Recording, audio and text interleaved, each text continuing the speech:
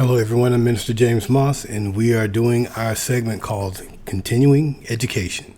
We're in Acts chapter 12. We're about to start chapter 12 off by covering the first 5 verses. This one is entitled, James is Killed and Peter is Imprisoned. Okay? We're going to go to the word. The rapid growth of the church in Jerusalem brought fierce opposition. Persecution often accompanies progress. Unable to stop the masses from embracing this new faith, the Jews launched a direct attack upon the Christian leaders. Beyond mere threats and warnings, this time Herod had James executed and Peter arrested. Okay.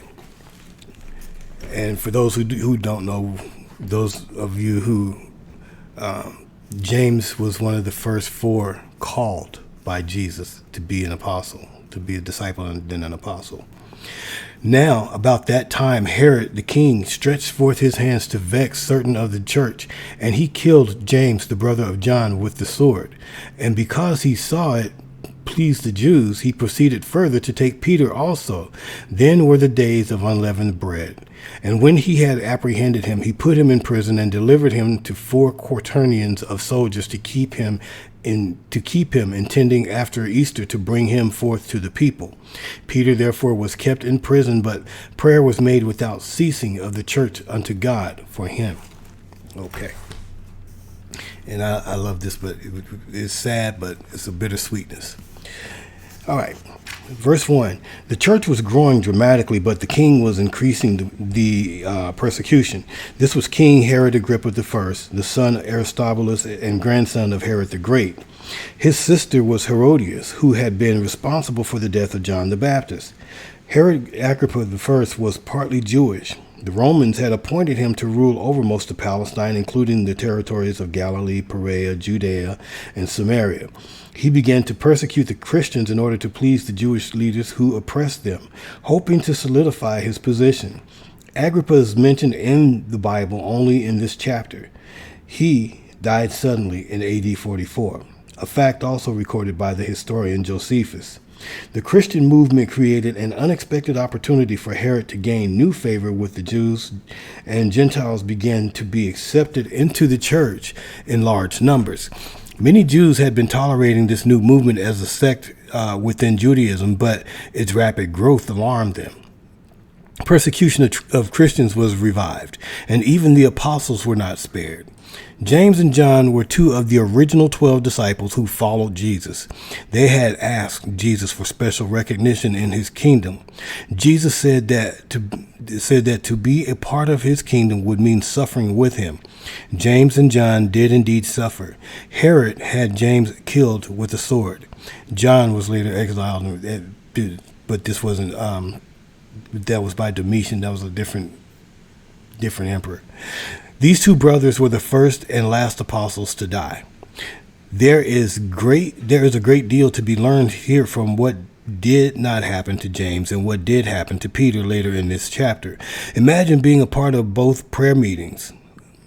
The church surely had prayed as fervently for James as they did for Peter. Peter was miraculously set free. James was executed. Was there something wrong with the way the believers prayed for James as opposed to Peter? The wrong words, scriptures, posture? Was there not enough faith? Did God love Peter more than James? The answer to all these questions is, of course, no. But they are the kind of questions Christians invariably ask when faced with such a clear example of the contrasting will of God for 2 different lives. The sovereign choices of God in the lives of these 2 apostles, equally loved by God, needed by the church, and missed by their friends and family, should teach believers to trust God more. Verses 3 and 4. Herod, in the self-serving spirit of the previous Herods of the New Testament, took special delight in the positive political benefits he received from executing James.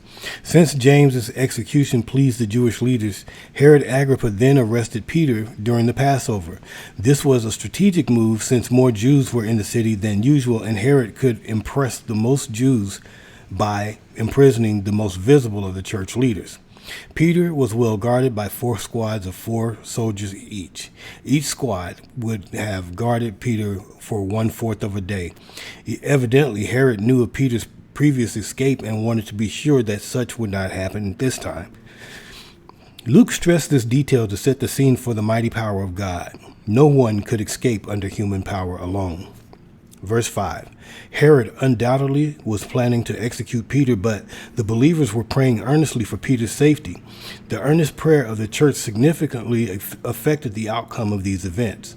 The believers here are called the church, a clearly identified entity in Jerusalem. All right, so that concludes this video. And it was sad because all of the apostles were martyred except for John. Spoiler alert. But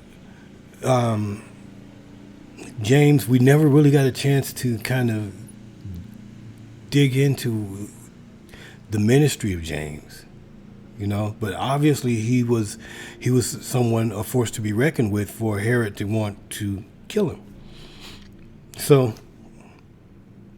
again, just read, study, ask God for his divine intervention in helping you to understand and discern what was going on, and understand too that, hey, when you decide to do good, evil is ever present. When you take an oath to live for Christ, the devil is always looking and lurking to find a way to discourage you.